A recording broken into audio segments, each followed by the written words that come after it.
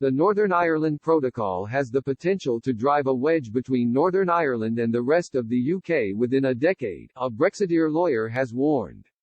Martin Howe QC was speaking as the controversy over Boris Johnson's internal market bill, which overwrites part of the protocol, continued to rage this week.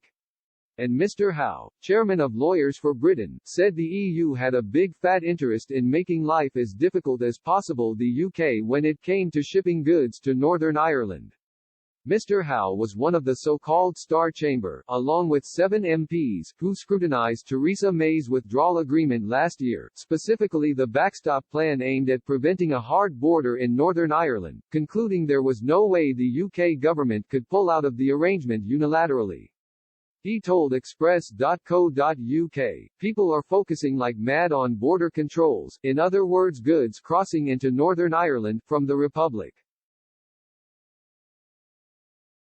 And to a large extent, they have ignored what I believe to be a much more fundamental part of the Northern Ireland Protocol, which is directly related to what happens within Northern Ireland. And those are essentially all the rules relating to goods you can legally sell in the single market, and their marketing and labeling and transport and things like that."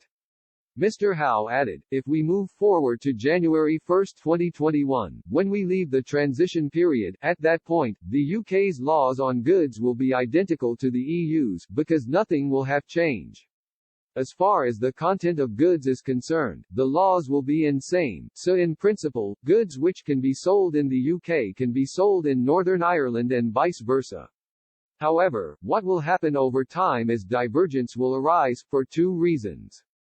One is we, the UK, may decide to change our laws.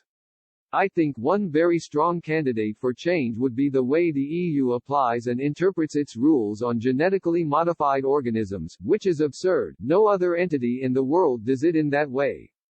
There are other areas as cars develop, we are likely to be more accommodating than the technophobic EU with regard to self-driving cars. The other thing is of course the EU will be changing its rules on all sorts of things as time goes on.